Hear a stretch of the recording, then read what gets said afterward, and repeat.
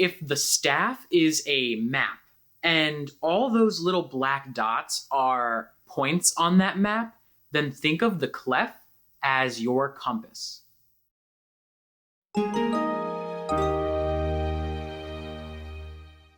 Hello everyone and welcome back to the channel. My name is Robert Rodriguez and I'm a composer for film, television, games, and any other media. If you haven't seen my welcome to the channel video, definitely check that out. I'm going to leave a link right above, right down below, above, somewhere. This video is going to be the first in an upcoming series, Music Theory for Everyone. So this video is going to talk about clefs in music theory. But we can't talk about clefs before dipping into the basics of notes.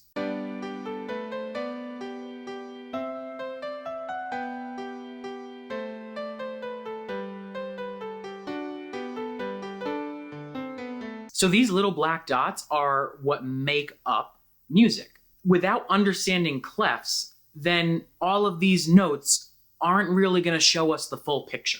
Okay, so I moved over to my main setup and I pulled up a software called Sibelius. My plan is to break down clefs into 3 main points. But before getting into them, it's important to introduce to you the musical alphabet. The musical alphabet uses 7 letters: A, B, C, D, E, F, G, and A. So those 7 letters will continue and then repeat, and it goes up and down. These are our notes. That's going from the left to the right of the keyboard. The farther right that you go, the higher the pitch will sound. Going right to left on the keyboard means that the alphabet is going backwards. So the farther left that we go, the lower the pitch will sound. Okay, so our first main point is the staff. Remember, I said the staff is kind of like our map. Our notes, those little black dots, are placed on the staff, which is our map. A single staff like this is made up of 5 horizontal lines and 4 spaces within those lines. It's going to be important to understand that notes can exist above the staff and below the staff. But the purpose of the staff, and in turn clefs, is to make it a bit easier to read and understand the music. Our second main point is the clef itself. A clef is pretty much a symbol at the start of a piece of music that tells you which range you should be focusing on. This one here is an example of one of the different clefs that you could see. The clef is very similar to a compass because it kind of tells you the direction that you should be headed in, as well as how to read the notes on the staff. One clef could tell you that you're going to be using a higher range of notes or pitches. Another clef could tell you the opposite and that you'll be using a lower range of notes or pitches. And then there are going to be some clefs that tell you, okay, I should be focusing on more mid-range notes and pitches. So overall, a clef is really just an indicator for you. So the clef that we see here is actually called a treble clef.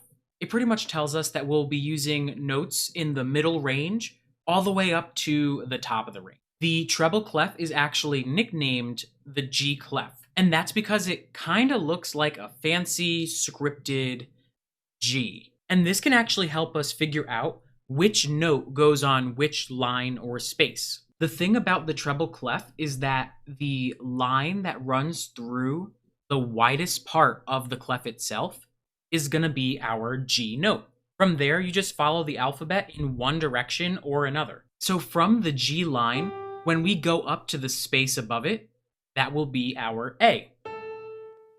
Don't forget, we only use 7 letters of the alphabet before it repeats itself.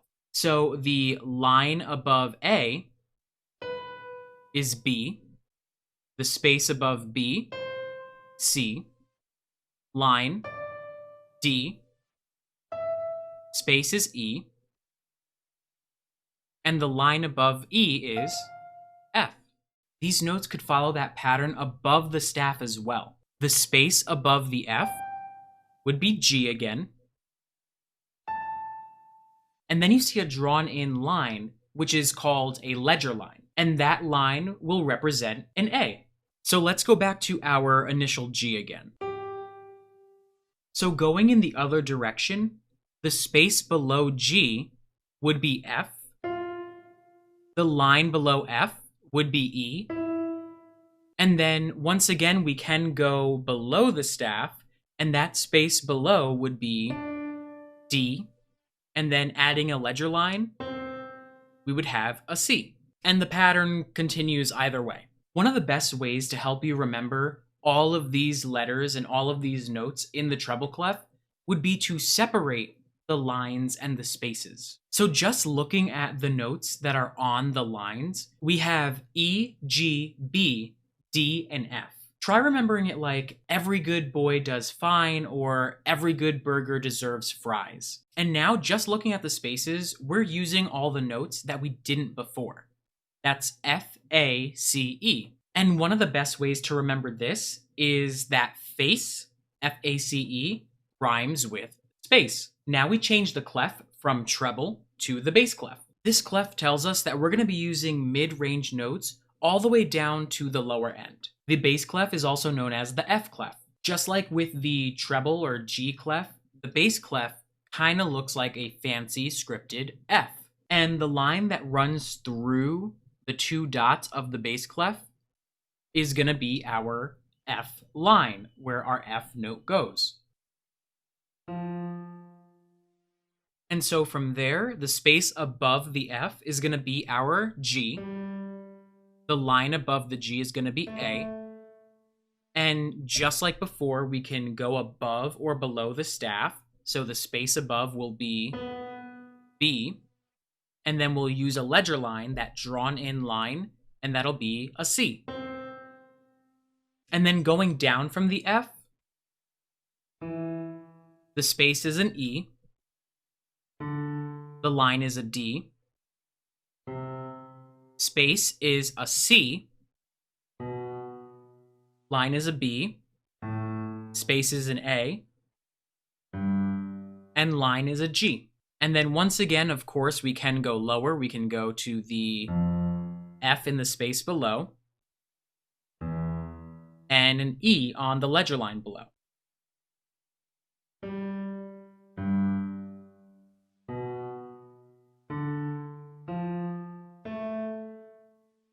If we separated the lines and the spaces like we did with the treble clef, these notes on the lines would be G, B, D, F, and A. Maybe try using "good boys do fine always" to help you try and remember.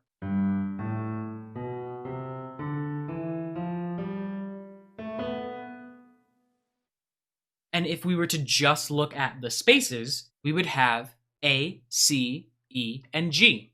You could try looking at it as Ace G or All Cows Eat Grass. So those are our main clefs that we use. But a quick little bonus that we can use to help us understand how everything comes together is by using the grand staff. The grand staff shows two different clefs, the treble clef and the bass clef, within one massive staff. We use the grand staff for instruments like the piano because of its wide range of pitches. Notice how we start down at the G of the bass clef and go all the way up from G, A, B, C, D, E, F, G, A, B, and C. And you'll notice that we use the notes that go beyond the bass staff as well. I want you to notice how on the treble clef staff, we also use two pitches that are below the staff itself. It's going to be important to see that this C, one ledger line above the bass clef, and this C, one ledger line below the treble staff, these are the exact same note. And then we continue the treble clef from C to D, E, F, G, A, B, C, D, E, F, and on and on and on. This shows us how two different clefs are actually related and at which point they can connect. That point is what we call middle C. It falls in the middle of the keyboard as well as those two clef ranges. All right, so those are the basics of the staff, the treble clef, the bass clef. Believe it or not, there are other clefs out there, but that can be for another video. Now you have the knowledge to look at a piece of music and pick out which note is which. If it's going to be a G in the treble clef, if it's going to be an F in the bass clef. For now, I want you to comment in the comment section down below. Were you able to learn something new from this video? If you didn't, what's something that you're interested in learning? If you did like this first video in my upcoming Music Theory for Everyone series, make sure you give it a like and definitely subscribe so that you don't miss out on any music related content. And if you want the in-depth look at the basics of music theory, then definitely check out my course, Music Theory Fundamentals. That is part 1 of an upcoming series that really focuses in on music. I've left the link for that in the description down below. And if you want to see my music creation process live, it's unedited, it's the good, the bad, the ugly, head on over to twitch.tv. My channel is r_Rodriguez Music. Over there, we can just hang out, chat, talk about anything music related. All right, thank you for stopping by, and I will see you in the next one.